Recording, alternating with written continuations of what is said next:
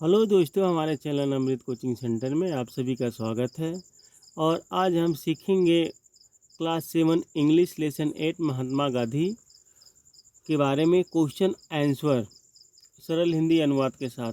इस लेसन में आप लोगों को महात्मा गांधी के बारे में पूछे गए प्रश्न और उत्तर के बारे में जानकारी हासिल करेंगे, बहुत ही आसान तरीके से, जिसमें आपको समझने या पढ़ने में कोई असुविधा नहीं होगी। आप खुद भी पढ़ सकते हैं और दूसरों को भी पढ़ा सकते हैं, दूसरे को भी बता सकते हैं। तो वीडियो को अंत तक जरूर देखिएगा। पसंद आए तो लाइक कीजिए, नए हैं तो इस चैनल पर सब्सक्राइब कीजिए, ताकि जब भी हम कोई वीडियो अपलोड करें आप तक आसानी से पहुंच सके और आप आसानी से पढ़ सकें। आंसर द फॉलोइंग क्वेश्चंस, यानी निम्नलिखित प्रश्नों के उत्तर दीजिए। जो भी प्रश्न पूछे जाएंगे उसका आपको उत्तर देना है, तो इसमें वही बताया गया है। क्वेश्चन नंबर ए दिया गया है, what was Gandhi's full name. Gandhi ji का पूरा नाम क्या था? आंसर है Gandhi ji full name was Mohandas Karamchand Gandhi. Gandhi ji का पूरा नाम मोहनदास करमचंद गांधी था। क्वेश्चन नंबर बी है, when and where was Gandhi ji born. Gandhi ji का जन्म कब और कहाँ हुआ था? तो आंसर दिया गया है, Gandhi ji was born on 2 October 1869 at Porbandar in Kathiawar. तो गांधी जी का जन्म 2 अक्टूबर 1869 को कठियावाड़ के पोरबंदर में हुआ था। तो इस प्रकार से आप लोग प्रश्न और उत्तर करेंगे। जो भी प्रश्न पूछा गया है तो उसका आंसर इस प्रकार से आप लोग बनाएंगे। साथ ही साथ आप लोग को ये भी जानकारी हो जाती है कि किस प्रकार से प्रश्न का उत्तर बनाना है, कैसे बताना है। क्वेश्चन नंबर सी दिया गया है, write the main qualities of Gandhi ji character. Gandhi ji के चरित्र के प्रमुख गुण लिखिए, यानी गांधी जी के बारे में, उनकी अच्छाइयों के बारे में लिखना है। तो Gandhi ji was honest and truthful from his childhood. Gandhi ji बचपन से ही ईमानदार और सच्चे थे। He led saintly life. उन्होंने संत जैसा जीवन व्यतीत किया। He is known for his principle of non violence all over the world.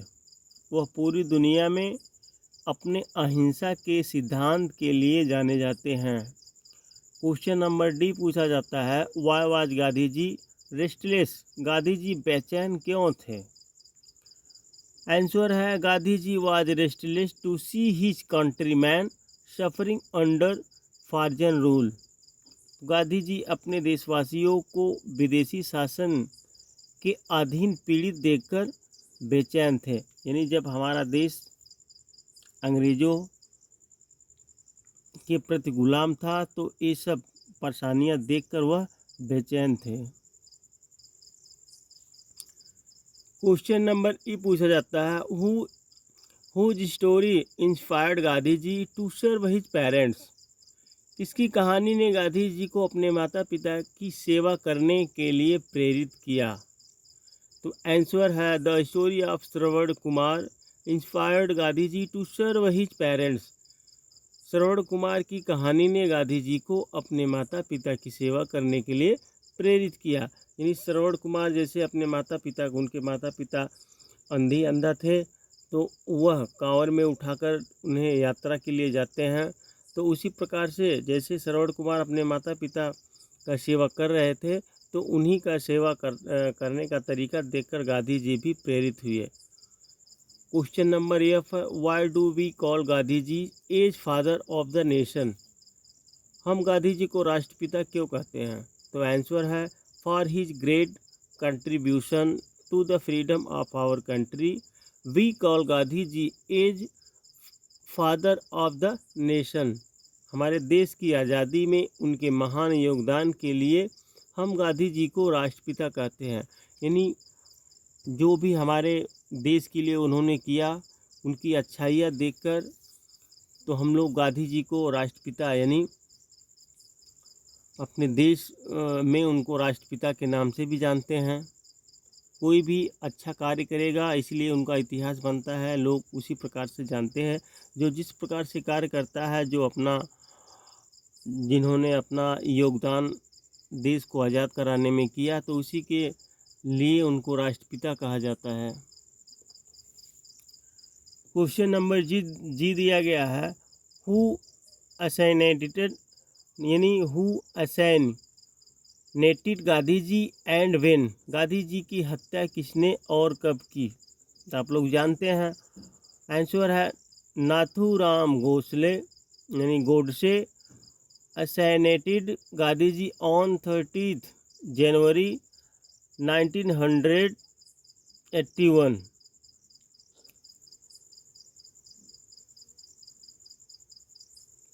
यानी 1948। तो नाथूराम गोडसे ने 30 जनवरी 1948 को गांधी जी की हत्या कर दी। क्वेश्चन अब यहाँ पे दिया गया है दूसरे टाइप का, यहाँ पे राइट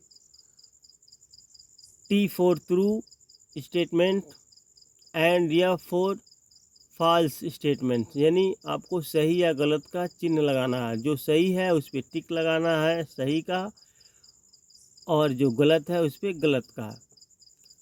तो यहाँ पे पूछा जाता है, Mahatma Gandhi was born on 2 नवंबर 1869। यहाँ पे सही है तो आपको सही का टिक लगाना है, यानी महात्मा गांधी का जन्म 2 अक्टूबर 1869 में हुआ था, तो सही है। His mother's name was Shantibai, तो यहाँ पे गलत है। उनकी माता का नाम शांतिबाई था, तो यह गलत है क्योंकि उनकी माता का नाम कस्तूरबा गांधी था।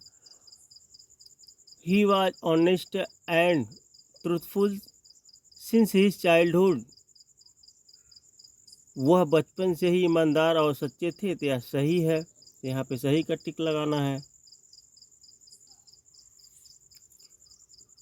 अब यहाँ पूछा जाता है, 30 January is celebrated as history's day in India. तो 30 जनवरी को भारत में शहीद दिवस के रूप में मनाया जाता है, तो यह सत्य है, तो सही का टिक लगाना है।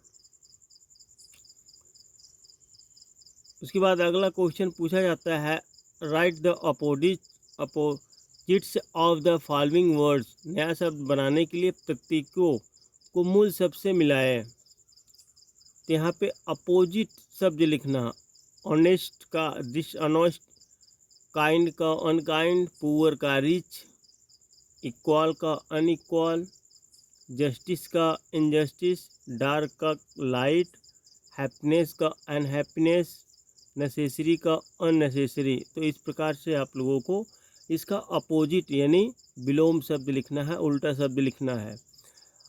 अगला क्वेश्चन है, match the suffix with the root word to make a new word.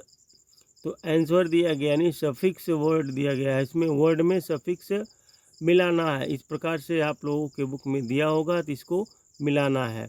जैसे यहाँ पे ट्रुथ है तो यहाँ पे फुल मिला देंगे तो क्या हो जाएगा, ट्रुथफुल। इसी प्रकार से यहाँ पे चाइल्ड है, यहाँ पे हुड है तो चाइल्डहुड हो जाएगा यानी बचपन। रेस्ट है तो यहाँ पे लेस, रेस्टलेस, तो यहाँ पे रेस्टलेस हो जाएगा। गवर्न है, यहाँ पे मेंट है तो गवर्नमेंट हो जाएगा। किंग है, उसके बाद यहाँ पे डॉम है तो किंग डॉम यानी एक राज हो जाएगा। इस प्रकार से आप लोगों को मिलाना है और बनाना है।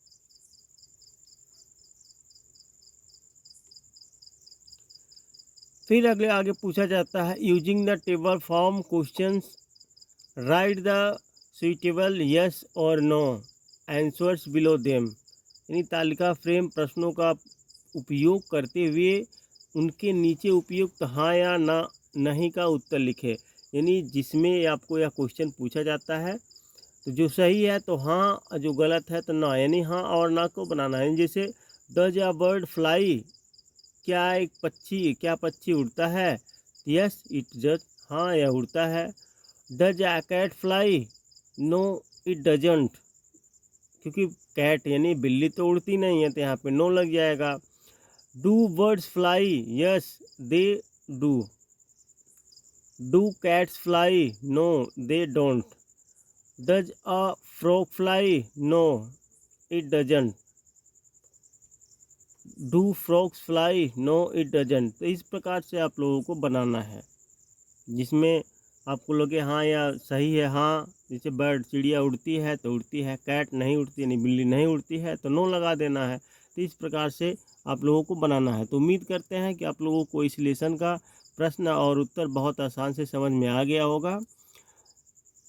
तो इस प्रकार की ढेर सारी वीडियो देखने के लिए हमारे चैनल पर बने रहिए, और कोई भी असुविधा यदि आपको होती है तो कमेंट बॉक्स में ज़रूर लिख कर भेजिएगा, और हाँ, अपने दोस्तों तक ज़रूर शेयर कीजिएगा, ताकि जिनको ना समझ में आता हो वो बहुत ही आसान तरीके से पढ़ भी सके और आगे बढ़ भी सके, क्योंकि वो भी दूसरे को बताएंगे। एक दूसरे से जब हम जुड़े रहेंगे तो एक दिन ऐसा आएगा सभी लोग को पढ़ना भी आ जाएगा, सभी लोग आसान से पढ़ा भी सकते हैं, पढ़ भी सकते हैं। तो इस प्रकार से फिर मिलते हैं एक नए वीडियो और नए टॉपिक के साथ।